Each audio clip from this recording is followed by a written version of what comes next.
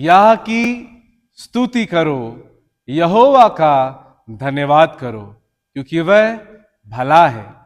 Christian church Bhopal की ओर से पुनः एक बार आप सबों का हार्दिक अभिनंदन। जीवन की आशीषों को पाने के लिए आइए परमेश्वर के वचन को भाई आशीष जेकब की अगुवाई में पढ़ें।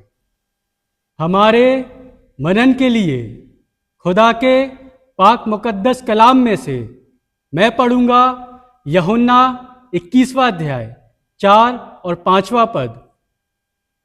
भोर होते ही यीशु किनारे पर आ खड़ा हुआ, तो भी चेलों ने नहीं पहचाना कि यह यीशु है। तब यीशु ने उनसे कहा, हे बालकों, क्या तुम्हारे पास कुछ मछलियां हैं? उन्होंने उत्तर दिया, नहीं। आमीन। यहोवा का धन्यवाद करो। आओ हम मिलकर उसकी आराधना करें।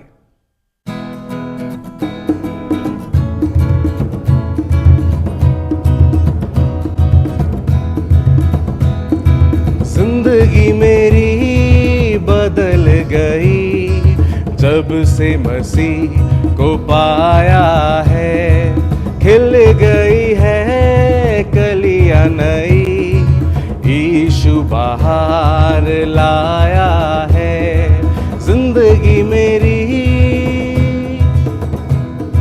जीवन है क्या ये पल दो पल का, किसने है जाना होगा क्या कल का।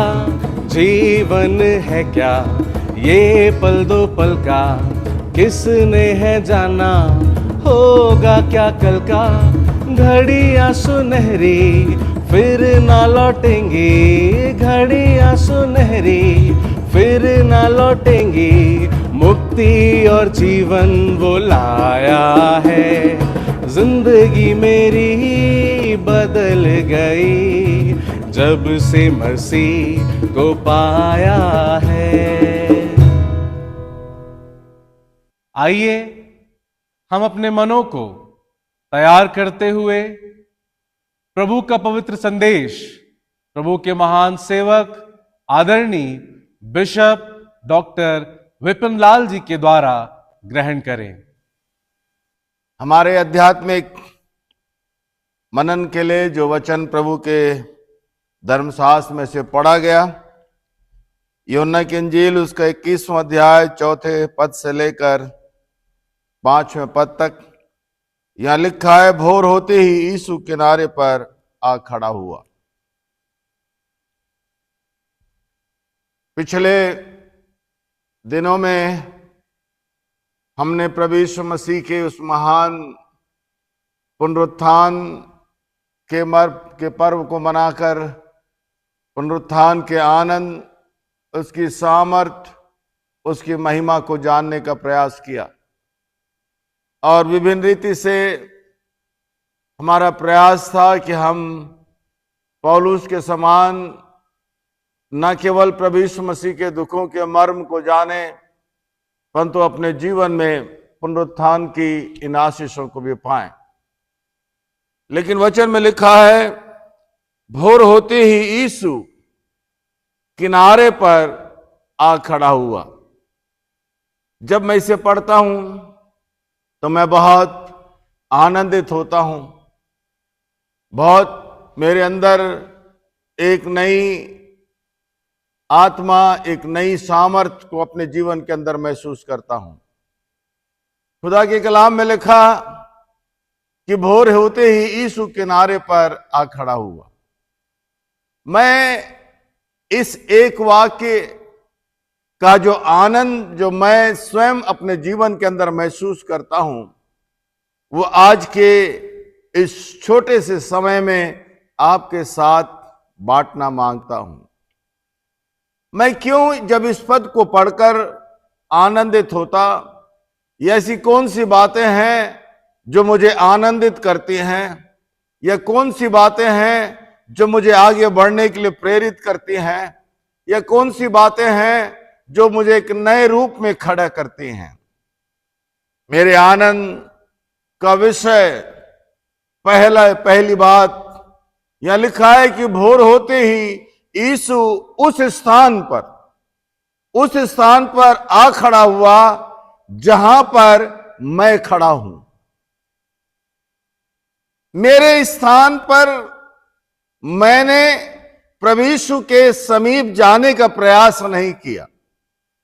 मैं प्रभु यीशु मसीह की समीपता में जाने के विषय में मैंने नहीं सोचा, लेकिन मैं इसलिए आनंदित होता हूं कि मेरा यीशु जो मेरे पापों की क्षमा के लिए कलवरी के क्रूस के ऊपर मारा गया, गाड़ा गया और तीसरे दिन मृतकों में से जी उठा, वो पुनरुत्थित प्रभु उस स्थान पर आकर खड़ा हुआ जिस स्थान पर मैं खड़ा हूं। मेरा स्थान मेरी जिंदगी के लिए महत्वपूर्ण नहीं है, लेकिन प्रभु की दृष्टि में मेरा स्थान प्रभु की दृष्टि में महत्वपूर्ण हो सकता है। ये जो स्थान, जिस स्थान पर मैं खड़ा हूं, निराशाओं को लेकर खड़ा हूं। हो सकता है ये स्थान, जिस स्थान पर मैं खड़ा हूं, ये अनेक समस्याओं से घिरा हुआ स्थान हो सकता है, परेशानियों से घिरा हुआ स्थान हो सकता है, लेकिन ये वचन मुझे इसलिए आनंदित करती है कि प्रभु यीशु मसीह मेरे स्थान पर आकर मुझसे उसने मुलाकात किया। इसका मतलब क्या है आप जानते हैं? इसका मतलब है आप जिस स्थान पर खड़े हैं, आप जिन परिस्थितियों से घिरे हुए हैं, उन परिस्थिति और समय और स्थान की किसी को चिंता हो या ना हो, लेकिन वचन में लिखा है कि प्रभु यीशु मसीह को उसकी चिंता है। और यहां लिखा है कि भोर को प्रभु यीशु इंतजार कर रहा है ताकि वो विपिन से विपिन के स्थान में मिल सके। इसको समझना है। प्रभु यीशु मसीह इंतजार कर रहा है भोर को। यह प्रभु यीशु मसीह का प्रेम है, प्रभु यीशु मसीह का अनुग्रह है, प्रभु यीशु मसीह की दया है कि प्रभु भोर के समय में, एक रात के उस लंबे इंतजार के बाद में, यीशु की बड़ी लालसा है, यीशु की बड़ी इच्छा है कि जितना जल्दी हो सके वो अपने चेलों से मुलाकात कर सके। यहां लिखा, यीशु भोर को मेरे स्थान पर चला आया, क्योंकि न केवल वो प्रेम करने वाला यीशु है, लेकिन यीशु को आपकी चिंता है कि आप किस स्थान पर हैं, आपके जीवन में, आपके परिवार में, आपके बच्चों में, आपके घर और घरानों में कौन सी बातें हैं जिसे कोई जाने या ना जाने, लेकिन प्रभु को चिंता है।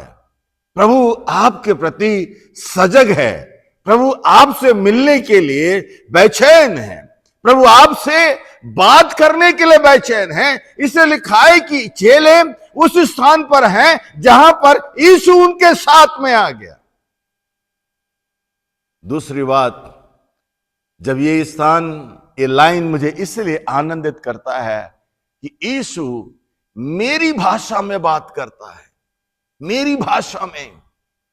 यीशु अपनी भाषा में नहीं, लेकिन मेरी भाषा में मुझसे पूछता है कि तुम्हारे पास में कुछ मछलियां हैं। ये मेरी भाषा है, ये मेरा व्यवसाय है, ये मेरा कार्य है। मेरी भाषा में मुझे इसलिए बात करता है ताकि मैं समझ सकूं कि मैं और मेरे प्रभु के बीच में क्या है। मेरी भाषा में। कितनी अच्छी बात। भाषा हमेशा अपने भावनाओं को प्रकट करने का एक सशक्त माध्यम है, अपने विचारों को प्रकट करने का, अपनी भावनाओं को प्रकट करने का एक सशक्त माध्यम माना गया है। और यीशु मसीह मेरी भाषा में मुझसे बात करता है, जिससे कि मैं समझ सकूं, जिससे कि मैं जान सकूं। वो चाहता तो इस समय में वो स्वर्गीय बातें बात कर सकता था, क्रूस की बड़ी बड़ी बातें बात कर सकता था, पुनरुत्थान की सामर्थ के बारे में उनको बता सकता था। आने वाले समय की सारी बातों को समझा सकता था, लेकिन वो मेरी भाषा में जितना मुझे ज्ञान है, जितना मैं समझ सकता हूं, जिस रूप में मैं समझ सकता हूं, उन भावनाओं को लेकर प्रभु यीशु मसीह पूछता है, तुम्हारे पास में कुछ है क्या? आप एक ऐसे प्रभु की समीपता का एहसास करना चाहते हैं जो आपकी भाषा में, आपकी परिस्थितियों के अनुसार आपसे और मुझसे बात करे? तीसरी बात मेरे मित्रों, ये अंश मुझे इसलिए अच्छा लगता है, मेरे हृदय को आनंदित करता है, मुझे बहुतायत की आशीषों को पाने के लिए तैयार करता है, जहां पर प्रभु यीशु मसीह पूछता है कि तुम्हारे पास में कुछ है। उसने बड़ी डिमांड अपने चेलों से नहीं की, लेकिन चेलों को इस बात के लिए बाध्य किया ताकि चेले अपने अंदर जांच सके, चेले अपने अंदर ढूंढ सके कि तुम्हारे पास में क्या है। क्या यीशु को नहीं मालूम है कि चेलों के पास में कुछ नहीं है? क्या यीशु को नहीं मालूम है कि चेले रात भर जिन्होंने मेहनत किया है? क्या यीशु को नहीं मालूम है कि चेलों ने कितना परिश्रम किया है? लेकिन यीशु पूछता है कि तुम्हारे पास में कुछ है। इसका मतलब क्या है मेरे मित्रों?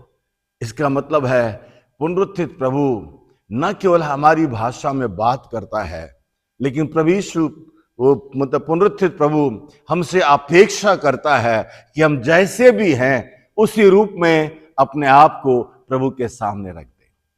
कोई बनावटी आवरण नहीं। आज के इस संत के दिनों में, हमारी आराधना में, हमारे आत्मिक जीवन में, हमारे उठने बैठने में, हमारी कलीसिया में, हमारे संस्कारों में, हमारे देने में, हमारे प्रचार में, सारी बातों में आप देखेंगे एक आडंबर दिखाई देता है, एक बनावटीपन दिखाई देता है। ऐसी बातें दिखाई देती है जो वास्तविक में है नहीं, परंतु उसे उस रूप में हम पेश करते हैं जिसका स्वाद हमने अपनी जिंदगी के अंदर चखा नहीं। पिछले दिनों में एक व्यक्ति से मेरी मुलाकात हुई। लोगों ने मुझको बताया कि बोले पादी साहब, ये भाई एक अच्छा प्रचारक है, 25-30 साल का अच्छा प्रचारक है। जब मैं उससे मिला, मेरी बड़ी लालसा इच्छा हुई कि मैं उस व्यक्ति से, उस जवान से बात करूं। मैं उससे केवल एक ही प्रश्न मैंने पूछा कि बेटा, तुमने कब अपने जीवन को प्रभु को दिया? कब तुमने पापों की क्षमा पाया? आपको मालूम? उसने कहा कि पादी साहब, मुझे नहीं मालूम है कि मैंने कब अपना जीवन प्रभु को देकर पापों की क्षमा का आनंद मैंने पाया, लेकिन मेरी बड़ी इच्छा है, मेरा ख्वाहिश है, ये मेरी इच्छा है कि मैं यीशु का अच्छा प्रचारक बनूं और मैं रात दिन पढ़ता हूं। लेकिन जिस चीज का आनंद, वास्तविक आनंद उसने नहीं पाया है, पापों की क्षमा का आनंद नहीं पाया है, अपना जीवन प्रभु यीशु को नहीं दिया है, लेकिन फिर भी वो एक अच्छा प्रचारक है। लेकिन यीशु कहता है तुम्हारे पास में कुछ है। एक बनावटी नहीं, लेकिन एक साधारण सी बातें प्रभु यीशु चाहता है कि जैसा है वैसा अपने आप को प्रभु के सामने हम मान लें। जैसा हम हैं प्रभु के सामने अपने आप को हम स्वीकार करें। चेलों ने कहा कि प्रभु, हमारे पास में कुछ नहीं है। प्रभु निराश नहीं हुआ, प्रभु नाराज नहीं हुआ, प्रभु ने डांटा नहीं, प्रभु ने उनका तिरस्कार नहीं किया, लेकिन उनकी सच्चाई ने उन्हें यीशु के द्वारा सम्मान पाने के लिए, यीशु के द्वारा आशीषों को पाने के लिए, यीशु के द्वारा आगे बढ़ने के लिए उन्होंने अपने जीवन के अंदर आशीष पाई। प्रभु के वचन में लिखा, भोर को मैं जहां खड़ा हूं वहां मेरा यीशु मेरे पास में आया। भोर को यीशु न केवल मेरे स्थान में आया, परंतु उसने अपने आप को प्रकट किया कि मुझे तेरी चिंता है। इस भोर को यीशु उस स्थान पर आया जिसकी अपेक्षा मेरे लिए है कि मैं जैसा भी हूं, जिन परिस्थितियों में भी हूं, उन परिस्थितियों में अपना जीवन प्रभु के हाथों में देते हुए कह सकेंगे, प्रभु मेरे पास में कुछ नहीं है। वो प्रभु आपका सम्मान करेगा, आपको आशीष देगा, आपको उठाएगा, आपके घर की परेशानियों को दूर करेगा। और वो प्रभु उसी कुछ में से बहुतायत की आशीषें के द्वारा उन्हें आशीषित किया। आइए हम प्रार्थना करें। हमारे जीवित प्रभु, हम जैसे भी हैं धन्यवाद देते हैं कि तू मेरे स्थान पर आकर, मेरे उस स्थान पर आकर मेरे प्रति अपने प्रेम, अपनी चिंताओं को प्रकट किया। प्रभु जी, मेरे पास में कुछ नहीं है, मैं कमजोर हूं, बुद्धि और ज्ञान नहीं है, प्रार्थना का जीवन कमजोर है, लेकिन फिर भी मेरी इच्छा है कि जैसा भी हूं मैं अपने आप को तेरे हाथों में सौंपता हूं। मेरी सहायता कर। इस प्रार्थना को प्रभु यीशु के नाम से मांगते हैं, आमीन। परमेश्वर पिता, पुत्र और पवित्र आत्मा हम सबों को आशीष दे, ताकि हम जैसे भी हैं उसी रूप में यीशु के हाथों में अपने आप को दे सकें। आमीन।